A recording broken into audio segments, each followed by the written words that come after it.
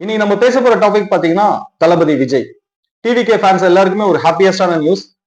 Of course TVK fans சொல்லலாம், இல்ல Vijay fans சொல்லலாம், இல்ல டிவிகே தொண்டர்கள்னு சொல்லலாம். மொத்தத்துல தளபதி ஃபேன்ஸுக்கு ஒரு கிரேட் நியூஸ். என்ன அப்படின்னு பாத்தீங்கன்னா, டிசம்பர் 4ல இருந்து மறுபடியும் அவரோட கேம்பெயின் ஸ்டார்ட் பண்ண போறாரு. அதுக்கான ரிக்வெஸ்டிங் லெட்டர் வந்து கொடுத்திருக்காங்க, சப்மிட் பண்ணியிருக்காங்க. சோ இத பத்தி தான் நம்ம இன்னைக்கு பேச போறோம். அண்ட் இந்த மாதிரி நம்மளை சுத்தி நடக்கிற நேஷனல், இன்டர்நேஷனல், லோக்கல், ஸ்டேட், இந்த மாதிரி நம்மளை சுத்தி நடக்கிற எல்லா விஷயத்தையும் ப்ராப்பரா இருக்கிறபடி தெரிஞ்சுக்கணும் அப்படின்னு நினைச்சீங்கன்னா நம்ம காமன் மேன் குரூப்ல சீக்கிரமா ஜாயின் பண்ணிக்கோங்க. அப்பதான் எந்த ஸ்டாண்டும் எடுக்காத பல நியூஸ் ரொம்ப இருக்கிறபடி உண்மையை மட்டுமே நீங்க தெரிஞ்சுக்க முடியும். சோ சீக்கிரமா ஜாயின் பண்ணிக்கோங்க. Hi, hello, welcome to Lime light media Tamil. நான் உங்கள் MKR and most welcome to my dear common man teammates.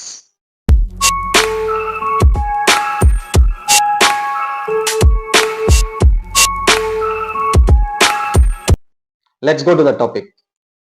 December 4 வந்து அவரோட கேம்பெயின் ஸ்டார்ட் பண்றதா விஜய் சார் சார்பா இப்போ ஒரு ரெக்வெஸ்ட் லெட்டர் கொடுத்திருக்காங்க. இதுல என்ன ரெக்வெஸ்ட் பண்ணிருக்காங்கன்னா, December 4 வந்து இந்த கேம்பெயின் ஸ்டார்ட் பண்றதா ரிக்வெஸ்ட் லெட்டர் கொடுத்திருக்காங்க. அதுல என்ன மென்ஷன் பண்ணிருக்காங்கன்னா, December 4 12 o'clockல இருந்து ஈவினிங் 4 o'clock வரைக்கும் இந்த கேம்பெயின் நடத்துறதுக்கான பெர்மிஷன் கேட்டிருக்காங்க. அது ஒரு 3 இடம் செலக்ட் பண்ணிருக்காங்க. இந்த 3 இடம் என்னென்னு பாத்தீங்கன்னா, சேலம் ஓல்டு பஸ் ஸ்டாண்ட் கிட்ட இருக்கிற போஸ் மைதானமும் அண்ட் கோட்டை மைதானம். இதை தாண்டி இன்னொரு பிளேஸ் என்னன்னு பாத்தீங்கன்னா, தாழமுத்து நடராஜர் இல்லம். சோ இந்த 3 பிளேஸ்ல வந்து இந்த ராலி நடத்துறதுக்கான பெர்மிஷன் வந்து அவங்க ரிக்வெஸ்ட் பண்ணிருக்காங்க. இதுல மென்ஷன் பண்ணிருக்க மாதிரி ஆஃப்டர்நூன் 12 o'clockல இருந்து ஈவினிங் 4 o'clock வரைக்கும் இந்த ராலி நடத்துறதுக்கு பிளான் பண்ணிருக்காங்க. இந்த நியூஸ் வந்து இன்னைக்கு தமிழ்நாடு ஃபுல்லாவே ரொம்ப ஒரு சர்ப்ரைஸா பார்த்துட்டு இருக்காங்க. ரீசன் என்னன்னா, ஆஃப்டர் 2 months 2 மாசத்துக்கு அப்புறமா அவரோட கேம்பெயின் இப்ப ஸ்டார்ட் பண்ண போறாங்க. The great and most welcome to my dear Thalapathy sir. கண்டிப்பா இது ஒரு கிரேட்டஸ்ட் அண்ட் ரொம்ப ரொம்ப இம்பார்ட்டன்டான ஒரு நியூஸா கண்டிப்பா டிவிகே ஃபேன்ஸ்க்கு வந்து இருக்கும். இந்த சேம் டைம் இப்போ தமிழ்நாடு மக்களே என்ன யோசிச்சுட்டு இருப்பாங்க, என்னடா இது விஜய் அவ்வளவுதானா, என்ன என்ன அப்படிதான் பேசிக்கிட்டு இருக்கிறாங்க. விஜய் சார் இதுக்கு மேல அவ்வளவுதான், இதுக்கு மேல ஒன்றும் பண்ண முடியாது அப்படி இப்படின்னு பேசிட்டு. ஆனா அவர் வந்து கொஞ்சம் கொஞ்சமா அந்த மாதிரியான இன்சிடென்ட்ல இருந்து, அந்த டிராஜடியான ஒரு இன்சிடென்ட் நடந்தது இல்லையா, அதுல இருந்து கொஞ்சம் கொஞ்சமா வெளியே வரத்துக்கு யாருக்கா இருந்தாலும் கொஞ்சம் டைம் தேவைப்படும். சோ அந்த டைமை ரொம்ப கிளவரா அவர் எடுத்துக்கிட்டு அவரையும் அவர் சமாதானப்படுத்திக்கிட்டு, ஏன்னா அந்த மாதிரி இன்சிடென்ட் ரியலி லைஃப்ல யாருமே எக்ஸ்பெக்ட் பண்ணாத ஒரு இன்சிடென்ட். ரெண்டாவது, நம்மளால அந்த இன்சிடென்ட் நடந்துச்சோ, நம்மளும் அதுக்கு ஒரு காரணம் ஆயிட்டோம்ன்ற அந்த ஒரு வலி வந்து கண்டிப்பா விஜய் சாருக்கு இருந்திருக்கும். அப்போ ஜஸ்ட் லைக் தட் வந்து உடனே வெளியே வந்துட்டு நம்ம வேலையை நம்ம பார்க்கலாம் அப்படின்ற டிசிஷன் கண்டிப்பா யாராலையுமே எடுக்க முடியாது. சோ அதனாலதான் அவருக்கு இந்த டைம் தேவைப்பட்டிருக்கு. இந்த 2 months டைம் வந்து அதுக்கு தான் அவர் எடுத்துக்கிட்டாரு. அது யாரா இருந்தாலும் அப்படிதான், நீங்களா இருந்தாலும் நானா இருந்தாலும் நிச்சயமா வந்து அதுக்கு கொஞ்சம் டைம் தேவைப்படும். ஏன்னா ஒருத்தர் 2 பேர் இல்ல, 41 பேர். இன்னைக்கு நினைச்சா கூட அந்த இன்சிடென்ட் எல்லாருக்குமே, எப்பேற்பட்டவங்களுக்கும் அந்த பெயின் இருக்கும். மனசாட்சியே இல்லாம பேசுறவங்களுக்கு கூட அந்த பெயின் இருக்கும். அப்போ அவருக்கு, ஏன்னா இதுக்கு நம்மளும் ஒரு காரணமாயிட்டுமே நினைக்கும் போது நிச்சயமா அதுல இருந்து வெளியே வர்றது கொஞ்சம் கஷ்டமான விஷயம் தான். சோ எனிவே, ஒன்னும் பிரச்சனை இல்லை. இப்போ அவர் மறுபடியும் பழையபடி ஃபார்முக்கு வந்துருவாருன்னு நினைக்கிறேன். கிட்டத்தட்ட இப்போ ரீசெண்டா பேசின விஷயங்கள்ல இருந்தே நம்மளுக்கு தெரியுது. என்ன ஒண்ணு, அதுல கொஞ்சம் நக்கல், நையாண்டி, இந்த மாதிரி ஒரு ஒரு தெனாவட்டு அந்த மாதிரி சொல்லுவாங்களே, அந்த மாதிரி விஷயங்கள்லாம் இருக்கும். பட் இப்ப லாஸ்டா அவர் பேசின ஸ்பீச்ல வந்து அந்த மாதிரி எதுவும் இல்லை. கொஞ்சம் செட்டிலா பேசினாரு. பட் வந்துரும், அது இன்பில்ட்டா உள்ள இருக்கும் இல்லையா. ஏன்னா விஜய் சார் கிட்ட எல்லாரும் ரசிக்கிறதும் எல்லாரும் எக்ஸ்பெக்ட் பண்றதே அந்த நக்கல், நையாண்டி, அவருக்கான ஒரு மேனரிசம் இருக்கு இல்லையா. அது சினிமால இருந்தாலும் சரி, இப்ப அரசியலுக்கு வந்தாலும் சரி, அந்த மேனரிசம் தான் வந்து மிஸ் ஆச்சு லாஸ்டா பேசின ஒரு வீடியோல. அது கண்டிப்பா இனிமே வந்துரும் நினைக்கிறேன். அண்ட் இப்போ இதுக்கு வந்து அவங்க பெர்மிஷன் கொடுத்தாங்களான்னா இன்னும் இல்ல, அது கன்சிடர் பண்ணல இன்னும். பட் கன்சிடர் பண்ணிடுவாங்கன்னு நினைக்கிறேன். மேபி இந்த 3 பிளேஸ்ல ஏதோ ஒரு பிளேஸ்ல தான் வந்து இந்த ராலி நடக்க போகுது, இந்த கேம்பெயின் நடக்க போகுது. பார்ப்போம் இங்க என்ன பேச போறாரு, என்ன சொல்ல போறாரு, எதை பத்தி பேச போறாரு. மோஸ்ட்லி பிஜேபி அண்ட் டிஎம்கே பத்தி தான் அவர் பேச போறாரு. அது இல்லைன்னு சொல்ல முடியாது, அது நம்மளுக்கு எல்லாம் தெரிஞ்ச விஷயம் தான்.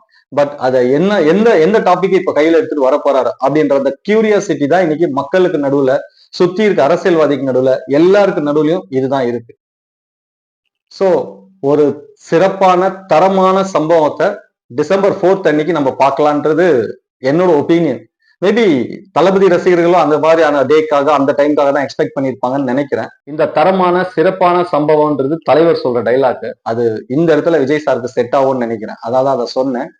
பட் இங்க நான் முக்கியமா சொல்ல வேண்டியது என்னன்னா, இந்த இடத்துல விஜய் ஃபேன்ஸ் வந்து கண்டிப்பா விஜய் சாரோட ஃபேன்ஸ் ரொம்ப ரொம்ப குரூயலான சுச்சுவேஷன்ல இருக்கிறீங்க, மறந்துடாதீங்க. அவங்க வந்து நிச்சயமா இந்த இடத்துல உங்களை வெறுப்பேத்துறதுக்கோ இல்ல உங்களை வம்பு இழுக்கிறதுக்கோ இல்ல உங்களை வேணுமனே ஏதாவது பிரச்சனையில் மாட்டி விடுறதுக்கோ கண்டிப்பா ஏதாவது விஷயங்கள் நடக்கும். ஆனா இந்த இடத்துலதான் நீங்க யாரு அப்படின்றத நீங்க கண்டிப்பா ப்ரூவ் பண்ணணும். ஏன்னா யார் விதிக்கிற வலையிலையும் போய் சிக்கிடாதீங்க, மாட்டிக்காதீங்க அப்படின்றதுதான் என்னோட ரிக்வஸ்ட்.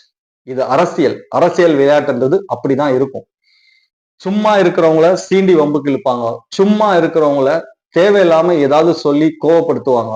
சோ இதுல இருந்தெல்லாம் விஜய் ஃபேன்ஸ் எப்படி வந்து வெளியில வரப்போறாங்க, எப்படி இந்த மாதிரியான சுச்சுவேஷனை ஹேண்டில் பண்ண போறாங்கன்றது இங்க ஒரு $1 மில்லியன் கொஸ்டினா இருக்கு. ஏன்னா சில விஜய் ஃபேன்ஸ் வந்து ரொம்ப ப்ராப்பரா செட்டிலா கரெக்டா போயிட்டு இருக்கிறாங்க. ஆனா சில பேர், நான் சொல்றேன் சில விஜய் ஃபேன்ஸ் கண்டிப்பா ரொம்ப எமோஷன் ஆகுறீங்க, ரொம்ப ரொம்ப தப்பா வந்து பேசுறீங்க பப்ளிக்ல. அதெல்லாம் கொஞ்சம் மாத்திக்கிட்டீங்கன்னா விஜய் சாருக்கு நல்லது. உங்களுக்கு நல்லதோ இல்லையோ விஜய் சாருக்கு நல்லது. விஜய் சாரோட பேர் கெடாது. உண்மையிலேயே நீங்க எல்லாம் விஜய் சார் ஃபேனா இருந்தீங்கன்னா இந்த சுச்சுவேஷனை இந்த மாதிரி இன்னைக்கு மட்டும் இல்ல, இப்ப மட்டும் ஐ மீன் டிசம்பர் 4ஆம் தேதி மட்டும் இல்ல, இனிமே எலெக்ஷன் வரைக்கும் இந்த சுச்சுவேஷன்ஸ் தான் நீங்க ஹேண்டில் பண்ணீங்க, ஃபேஸ் பண்ண வேண்டியது இருக்கும், ஹேண்டில் பண்ண வேண்டியது இருக்கும். சோ இந்த டிசம்பர் 4ல இருந்து உங்களோட டாஸ்க் மறுபடியும் ஸ்டார்ட் ஆகுது. அதுல நீங்க எல்லாம் என்ன பண்ண போறீங்க, எப்படி இந்த சுச்சுவேஷன்ஸ் ஹேண்டில் பண்ண போறீங்க? ஏன்னா எலெக்ஷன் வரைக்கும் கண்டிப்பா உங்களை வம்புக்கு இழுப்பாங்க. அது அவங்களோட தப்புன்னு சொல்ல முடியாது. எஸ், இது அரசியல் விளையாட்டு. விளையாடணும் கிரவுண்ட்ல இறங்கின பிறகு சும்மாவா கை கட்டிட்டா நின்று வேடிக்கை பார்ப்பாங்க? கண்டிப்பா அங்க அவங்கவுங்களோட கேம் அவங்கவுங்க ஆடதான் செய்வாங்க. சோ அதுல இருந்தெல்லாம் நம்ம எப்படி வெளியே வரோம்? நம்ம என்ன பண்ண போறோம்? நம்ம என்னன்னா நான் விஜய் ஃபேன் நினைச்சிடாதீங்க, விஜய் சாருக்கு சப்போர்ட்டா பேசுறோம்னு நினைச்சிடாதீங்க. I am a common man. நம்ம என்னைக்குமே தலைவர் ஃபேன் தான். ஆனா விஜய் சார் மேல எனக்கு ரெஸ்பெக்ட் இருக்கு, அஜித் சார் மேல எனக்கு ரெஸ்பெக்ட் இருக்கு. அந்த மாதிரி ஈச் அண்ட் எவ்ரி நடிகர் மேலையும் எல்லா அரசியல்வாதிகள் மேலையும் அவங்களுக்கான ரெஸ்பெக்ட் எப்பவுமே நான் கொடுப்பேன். அது யாரா இருந்தாலும் சரி, எந்த கட்சி எந்த நடிகர் யாரா இருந்தாலுமே அவங்களுக்கான ரெஸ்பெக்ட்ன்றது கண்டிப்பா கொடுக்கணும். என்னோட பர்சனலான விஷயம்ன்றது டிஃப்ரெண்ட். பட் காமனான இடத்துக்குன்னு வந்துட்டோம்னா சோசியல் மீடியான்றது ஒரு காமனான பிளாட்ஃபார்ம். அங்க வந்து என்னோட தாட்ஸ் எதுவுமே நான் வெளிப்படுத்தக்கூடாது. நான் ஒரு காமன் மேனா தான் இருந்து பேசணும். ஏன் இதை சொல்றேன்னா, உடனே இவன் வந்து விஜய் சாருக்கு சப்போர்ட் பண்ணி தான் பேசுறான் அப்படின்னு யாரும் நினைச்சிடக்கூடாது. இல்ல விஜய் சார் அப்போஸ் பண்ணி பேசுறதும் யாரும் நினைச்சிடக்கூடாது. இங்க என்ன இருக்குது, என்ன நடக்குது, இதெல்லாம் எப்படி விஜய் ஃபேன்ஸ் வந்து ஹேண்டில் பண்ணணும்ன்றது எனக்கு தெரிஞ்ச விதத்துல நான் உங்களுக்கு சொல்லிட்டு இருக்கேன். அவ்வளவுதான் விஷயம். அண்ட் இதுக்கு நடுவுல விஜய் சார் வந்து எந்த மாதிரியான முடிவு எடுக்க போறாரு? ஏன்னா ஒரே கட்சி, ஆனா ஒரே கட்சியில கிட்டத்தட்ட பல விதமான ஒப்பீனியன்ஸ் இருக்கிறதா நியூஸ் பார்க்க முடிஞ்சது. கட்சியோட ஃபர்ஸ்ட் லேயர் மேல் இடத்துல இருக்கிறவங்க தனியா நிக்கணும்னு நினைக்கிறதாவும், கீழே தொண்டர்கள் எல்லாம் வந்து ஏடிஎம்கேட சேரணும்னு நினைக்கிறதாவும், இன்னும் சில பேர் சேர வேணாம்னு நினைக்கிறதாவும் இப்படி எல்லாம் வந்து நியூஸ் பார்க்க முடிஞ்சது. பட் இது எல்லாமே it's depends upon Vijay sir. Vijay sir என்ன முடிவு எடுக்க போறாருன்றது தான். ஆனா எனக்கு தெரிஞ்சு நான் எல்லா வீடியோலயும் சொல்லி இருக்கிறேன், மறுபடியும் சொல்றேன், விஜய் சார் தனியா நின்னார் அப்படின்னா கண்டிப்பா சான்ஸே இல்ல. 2026ல அவரால் ஓட்டு பிரிக்க முடியுமே தவிர சிஎம் ஆவாரானா நோ வே அட் ஆல். இன்னைக்கு இருக்க கண்டிஷன், இப்ப இருக்க சுச்சுவேஷன் வச்சு நான் சொல்றேன். நாளைக்கு கூட்டணிகள் மாறலாம், இல்ல டிஎம்கேல இருந்து இங்க யாராவது வரலாம், இல்ல இங்க இருந்து யாராவது டிஎம்கேக்கு போகலாம், இல்ல வேற கட்சியில இருந்து டிவிகேக்கு வரலாம், இல்ல டிவிகேவோட வேற ஏதாவது பெரிய கட்சி கூட்டணி சேரலாம். இந்த மாதிரி பல விஷயங்கள் இருக்கு. அதெல்லாம் வச்சு அந்தந்த சினாரியோஸை வச்சுதான் நம்ம அன்னைக்கான சுச்சுவேஷனை நம்ம சொல்ல முடியும். பட் இப்போ ரைட் நவ் கரண்ட் சுச்சுவேஷன், இந்த சுச்சுவேஷனே எலெக்ஷன் வரைக்கும் கண்டினியூ ஆச்சு அப்படின்னா டெஃபினட்டா விஜய் சாருக்கு சான்ஸ் இல்லை. எதிர்கட்சியா வரது கூட வாய்ப்புகள் ரொம்ப கம்மி தான். ஆனா அதுவே டிஎம்கே ஏடிஎம்கேவோட கூட்டணி வச்சாரு அப்படின்னா டேம் ஷுவர் சொல்லி அடிக்கலாம். கண்டிப்பா ஸ்வீப் பண்ணுவாங்க. கண்டிப்பா ஒரு பெரிய ஸ்வீப்பா இருக்கும் இது. ஆனா அட்லீஸ்ட் எதிர்கட்சியாவது விஜய் சாரால கண்டிப்பா உட்கார முடியும். ஆனா அவர் என்ன முடிவு இது வந்து நான் அனலைஸ் பண்ண வரைக்கும், நான் இன்னைக்கு இருக்கிற சுச்சுவேஷன் அனலைஸ் பண்ணதுல வச்சு நான் சொல்ற விஷயம் இது. பட் அவர் என்ன முடிவு எடுப்பாரு, அவர் என்ன மாதிரியான பிளான்ல இருக்கிறாரு, அவரோட கேம் பிளான் ஒண்ணு இருக்கும்ல, அது என்னவா இருக்கும்ன்றது we have to wait and watch. யாருக்கு தெரியும், காங்கிரஸ் டிஎம்கே விட்டுட்டு விஜய் சார் கிட்ட கூட வரலாம். அந்த மாதிரி ஒரு நியூஸ் போயிட்டு இருக்கு, அதையும் நம்மளால பார்க்க முடிஞ்சது. அந்த மாதிரி நிறைய விஷயங்கள் இருக்கு. ஸோ இப்போ இங்க இந்த சுச்சுவேஷன்ல எதையுமே நம்ம டிசைட் பண்ண முடியாது அன்லெஸ் விஜய் சார் வாயை திறக்கிற வரைக்கும். ஸோ பொலிட்டிக்கல் கேம்ன்றது it's a very huge game, பெரிய கேம். இதுல யார் யாரு எந்த மாதிரி பிளே பண்ண போறாங்க, யார் யார் எந்த மாதிரியான ரோல் பிளே பண்ண போறாங்கன்றதெல்லாம் இனிமே தான் நம்மளுக்கு தெரியும். அன்டில் டிசம்பர் இல்ல ஜனவரி வரைக்கும் இது இப்படியேதான் போயிட்டு இருக்கும், டிராக் ஆகிட்டே தான் இருக்கும். டிசம்பர் ஜனவரிக்கு அப்புறமா தான் நம்மளுக்கு அட்லீஸ்ட் ஒரு 50% தெரிய வரும். பிப்ரவரி எண்டு மார்ச்ல எல்லாம் வந்து நம்மளுக்கு கிளீனாவே தெரிஞ்சிடும் யாரு யாரோட இருக்க போறாங்க, யார் அங்க இருந்து வெளியே வர போறாங்க, யார் யாரோட சேர போறாங்க, எல்லாமே அந்த டிசம்பர் ஜனவரி பிப்ரவரியில கண்டிப்பா தெரிஞ்சிடும். அதுக்கப்புறமா தான் நம்மளால ஒரு கிளியர் ரூட் எடுக்க முடியும். பார்ப்போம், வெயிட் பண்ணி பார்த்தா தானே எல்லாமே. இந்த கேம் ஆனா 2026 வந்து ஒரு ஹியூஜ் எக்ஸ்பெக்டேஷனோட இந்த எலெக்ஷன் இருக்கும், அது மட்டும் ரொம்ப கிளியரா தெரியுது. இதுக்கு நடுவுல இன்னொரு ரூமர் ஒன்று கிளம்பி இருக்குது, அதையும் யாரும் நம்பிடாதீங்க. என்னன்னா விஜய் சார் வந்து அடுத்த படத்துக்கு சைன் பண்ணிட்டாரு, அடுத்த படத்துல நடிக்க போறாரு. அது ஒரு பெரிய டைரக்டர், பெரிய மியூசிக் டைரக்டர், ப்ரொடக்ஷன் கம்பெனி, ஒரு பெரிய ஹியூஜ் பெரிய கம்பெனி, இப்படி எல்லாம் ஒரு சில நியூஸ் பார்க்க முடிஞ்சது. அதெல்லாம் சான்ஸே இல்லை. என்ன படம் அது இப்போ வரப்போறது? ஜனநாயகன். இந்த ஜனநாயகன் படத்துக்கு அப்புறமா அவர் ஃபுல் அண்ட் ஃபுல் எலெக்ஷன் ஒர்க்ல மட்டும்தான், பொலிட்டிக்கல் ஒர்க்ல மட்டும்தான் அவர் கான்சென்ட்ரேட் பண்ண போறாரு. அதுலதான் அவரோட ஃபுல் கான்சென்ட்ரேஷன் இருக்கு. ஏன்னா இந்த ஜனநாயகன் மூவியோட ஷூட் எல்லாமே முடிஞ்சிருச்சு. இன்னும் அது ப்ரொடக்ஷன் டீம் பார்த்துக்கும் மற்ற விஷயங்கள் எல்லாம். அதனால இவரோட ஒர்க் அங்க இன்னும் இது மேல மேபி டப்பிங் இருக்கும்னு நினைக்கிறேன். அந்த டப்பிங்கையும் முடிச்சு கொடுத்துட்டாருன்னா டோட்டலி பினிஷ். ஸோ அதுக்கப்புறமா இன்கேஸ் இப்போ வரைக்கும் இல்லை, ஏன்னா இப்ப வர நியூஸ்லாம் அப்படி வந்துட்டு இருக்கு, அடுத்த படத்துக்கு சைன் பண்ணிட்டாரு, ஹியூஜ் டைரக்டர், பெரிய ப்ரொடியூசரு, பெரிய மியூசிக் டைரக்டர்லாம் சொல்றாங்க இல்லையா, அதெல்லாம் உண்மை கிடையாது, நம்பாதீங்க. இது வந்து விஜய் ஃபேன்ஸ்க்கு தெரியும், விஜய் சாரோட ஃபேன்ஸ்க்கு தெரியும், பொதுமக்களுக்கு தெரியாது. சோ காமன் மேனா இருக்கிறவங்க இதை நம்பாதீங்க, அப்படிலாம் எதுவுமே கிடையாது. அவர் எலெக்ஷன் முடிகிற வரைக்கும், எலெக்ஷன் ரிசல்ட் வர வரைக்கும் ஃபுல் கான்சென்ட்ரேஷன் பாலிடிக்ஸ்ல மட்டும்தான், வேற எதுலையுமே அவரோட கான்சென்ட்ரேஷன் இருக்க போறது இல்லை, இது கன்ஃபார்ம். இது நான் ஏன் இவ்வளவு கான்பிடென்டா சொல்றேன்னா, ஒரு முக்கியமான சோர்ஸ் கிட்ட இருந்து கலெக்ட் பண்ண ஒரு நியூஸ் இது. சோ அதனால எலெக்ஷன் முடிகிற வரைக்கும் விஜய் சாரோட கான்சென்ட்ரேஷன் ஃபுல்லா பாலிடிக்ஸ்ல மட்டும்தான், நோ அதர் தாட்ஸ். ஸோ இந்த 2026 எலெக்ஷன் என்ன ஆக போகுது, எப்படி இருக்க போகுது அப்படின்ற கியூரியாசிட்டி எல்லாருக்கு நடுவுலையும், எல்லா பப்ளிக் நடுவுலையுமே அது ரொம்ப ரொம்ப தீ மாதிரி பத்திக்கிட்டு இருக்கு.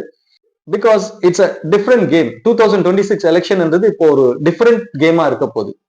தமிழ்நாடே இது வரைக்கும் சந்திக்காத ஒரு கேமா இருக்க போகுது 2026 எலெக்ஷன். ஸோ அந்த மாதிரியான ஒரு கியூரியாசிட்டி இன்னைக்கு காமனா எல்லாருக்கு நடுவுலையும் இருக்குது. இந்த கட்சி அந்த கட்சி இந்த கட்சிக்காரங்க அப்படின்றதெல்லாம் இல்லை, இன்னைக்கு எல்லா கட்சியிலையும் அந்த கியூரியாசிட்டி இருக்கு. அதே மாதிரி எல்லா காமன் பீப்புளுக்கு நடுவுலையும் அந்த கியூரியாசிட்டி இருக்கு. என்ன ஆக போகுது, எப்படி இருக்குது, இந்த எலெக்ஷன் எப்படி இருக்கும் அப்படின்றது. அதே சேம் கியூரியாசிட்டியோட, அதே சேம் எக்ஸ்பெக்டேஷனோட தான் நானும் வெயிட் பண்ணிட்டு இருக்கேன். So let us wait and watch. That's it for today. இதுதான் நான் உங்ககிட்ட கன்வே பண்ணணும்னு நினைச்சேன். My job has done. நாளைக்கு வேற ஒரு இன்ட்ரெஸ்டிங் வீடியோல உங்களை மீட் பண்றேன். Until that, this is MKR signing out. My dear common mans, இன்னும் நம்ம காமன் மேன் குரூப்ல ஜாயின் பண்ணிக்கலாம், சீக்கிரமா ஜாயின் பண்ணிக்கோங்க. அப்பதான் நம்ம போடுற எல்லா வீடியோஸும் உங்களுக்கு வந்து சேரும். Politics, cinema, sports, local news, இந்த மாதிரி எல்லாத்தையுமே இருக்கிறபடி எந்த பார்ஷியாலிட்டியுமே இல்ல, உண்மையை மட்டுமே கொடுக்கக்கூடிய ஒரே சேனல், எந்த ஸ்டாண்டும் எடுக்காத சேனல், ரொம்ப காமன் மேனுக்காக மட்டுமே இருக்கிற ஒரு சேனல் நம்ம.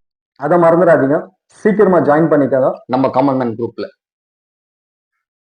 நல்லதை யோசிப்போம், நல்லதை பேசுவோம், நல்லதை செய்வோம், நல்லதே நடக்கும். பாய்.